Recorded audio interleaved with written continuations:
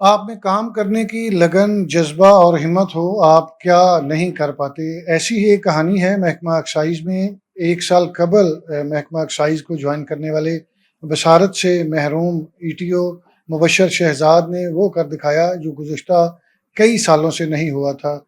مبشر شہزاد جو ہیں وہ E T O professional tax ہیں، اور پروفیشنل ٹیکس جو ہے اس کو محکمہ ایکسائز میں اتنی پرائرٹی نہیں دی جاتی چونکہ اس میں اتنا پوٹینشیل نہیں ہے، لیکن اس کے باوجود ریجن اے کے 11 ای ٹی اوز میں سے جو مبشر شہزاد ہیں ان کی جانب سے پہلے 10 ماہ میں ٹاپ کیا گیا ہے، اور جو ان کو ٹارگٹ دیا گیا تھا اس کا 67% جو ہے انہوں نے حاصل کیا۔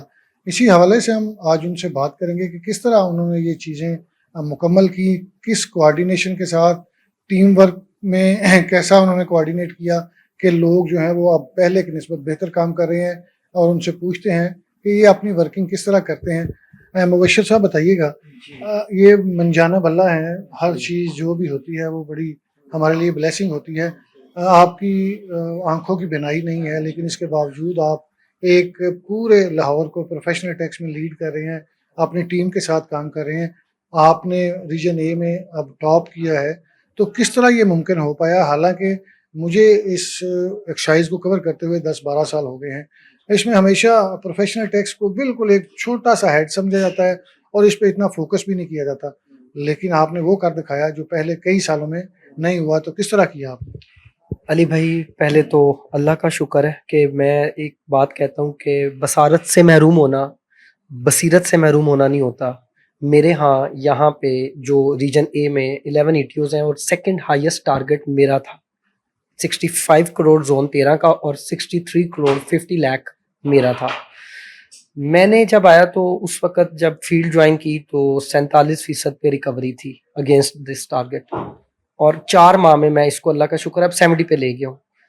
تو کیونکہ 44 کروڑ 26 لاکھ کے round about A G office سے ویریفائڈ میرے پاس ریکوری آ چکی ہوئی ہے، یہ کیسے ممکن ہوا؟ آپ نے کہا نا، میں نے کچھ مختلف تو نہیں کیا، لیکن صرف ایک چیز جو ایڈیشنل کی وہ یہ کی، میں بلیو کرتا ہوں ٹیم ورک پہ۔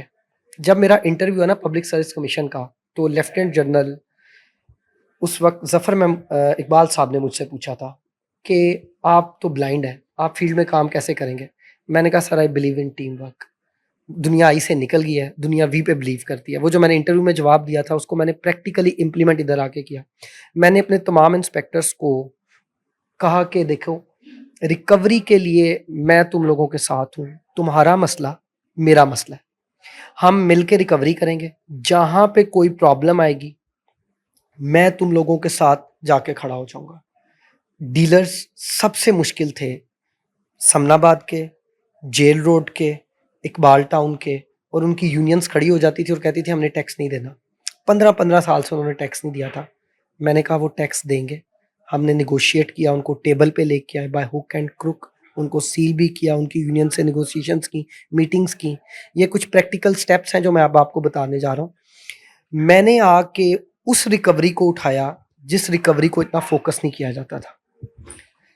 میں نے پورے لاہور کے تمام پراپرٹی ڈیلرز اور موٹر ڈیلرز کو اس دائرہ کار میں لایا کہ وہ جو ہمارا ریئل اسٹیٹ اور موٹر وہیکلس کا آرڈیننس 1980 ہے، اس کے تحت جو انہیں 20,000 کا ٹیکس دینا ہوتا ہے میٹرو پولیٹن کارپوریشن کے انڈر، اور ہمارا جو کینٹ والا ہے وہ 10,000 ہے، اور اس کے علاوہ وہ لیوی جو کہ ہماری ادر ٹیکس میں بالکل نامینل کنسیڈر کی جاتی تھی، جہاں پہ انسپیکٹر کہتے تھے کہ کیا فائدہ ہے۔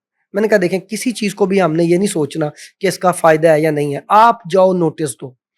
سر، رمضان میں سحری کے ٹائم میرے جو انسپیکٹرز ہیں وہ اٹھ کے جا کے ان کو سیل کرتے تھے، شام کو افطاری کے ٹائم وہ ریکوری لے کے آتے تھے۔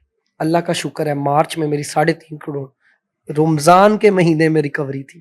اچھا، یہ تو بڑی اچھی اور خوشائن چیز ہے۔ مجھے یہ بھی بتائیے گا کہ آپ نے بالکل نیولی جوائن کیا ہے، تقریباً سال ہوا ہے، سال میں تو لوگوں کو کام کرنا آتا ہی نہیں، تو یہ کس طرح آپ نے سارا کچھ ایزیوم کر لیا کہ آپ ٹیم ورک کو لے کے آگے چلیں گے؟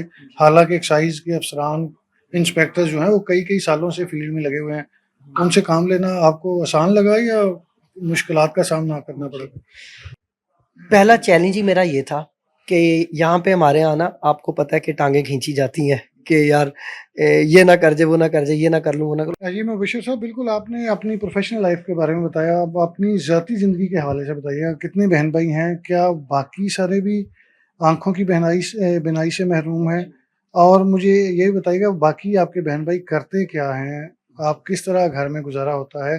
کیا یہ آپ کو موروثی بیماری ہے یا کسی اور وجہ سے آپ کی یہ آنکھیں جو ہیں وہ ضائع ہوئی ہیں؟ جی علی بھائی، اس طرح ہے کہ ہم ایک موروثی بیماری میں مبتلا ہیں جس کو کہتے ہیں ریٹینائٹس پگمنٹوسا. یہ جب کزن میرجز ہوتے ہیں تو میرے پیرنٹس کا بھی فرسٹ کزن میرج، جس کے بعد ہم 5 بہن بھائی، جس میں میری بڑی بہن ہے جو اسسٹنٹ پروفیسر ہے فاسٹ یونیورسٹی میں ہوں، اور اس کے بعد میرے بھائی ایک گرزن کے اسپیشل انسٹیٹیوٹ میں میوزک تھراپسٹ ہیں، ایک چھوٹے بھائی پیمرا میں ہوتے ہیں، اور سب سے چھوٹی بہن میری لاہور کالج وومن یونیورسٹی میں ہے.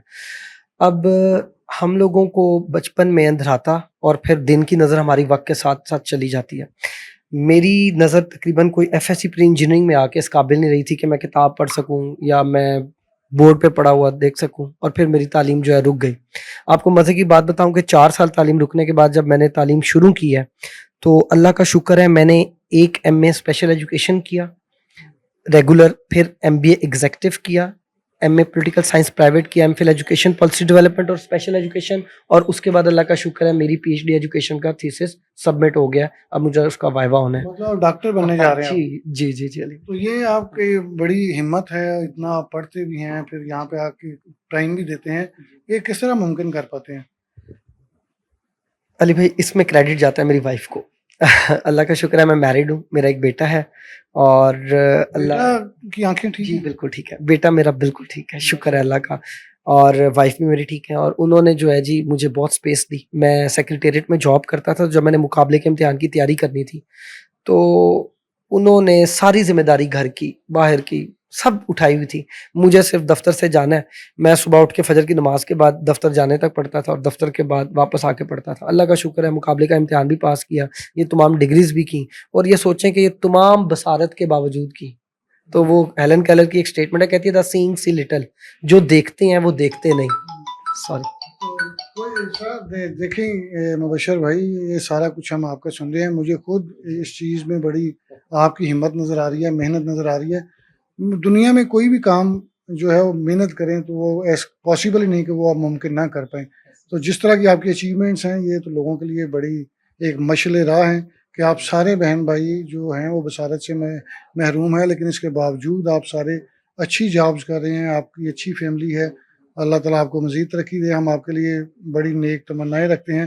لیکن اہم بات یہ ہے کہ جس طرح ای ٹی او یہ مبشر شہزاد کی جانب سے ایک اس ایریا میں کام کیا گیا جو نگلیکٹڈ تھا، جس پہ اتنا فوکس نہیں کیا جا رہا تھا، اور اس کے باوجود انہوں نے اپنے ریجن ای لاہور میں ٹاپ کیا، اور ابھی تک وہ لیڈ کر رہے ہیں اپنی پوری جو ریجن ہے اس کو. تو یہ تمام لوگوں کو اس چیز سے سیکھنا چاہیے کہ اگر آپ آنکھیں رکھنے کے باوجود پراپر کام نہیں کرتے تو کس طرح پیچھے رہ گئے ہیں. اور ایک وہ بندہ جس کو اللہ تعالیٰ نے نظر والی نعمت سے محروم رکھا ہے، لیکن اس کے باوجود وہ محنت کر کے ٹیم ورک کے ساتھ سب سے آگے نکل رہا ہے، تو یہ ان کے لیے ایک لمحہ فکریہ ہے.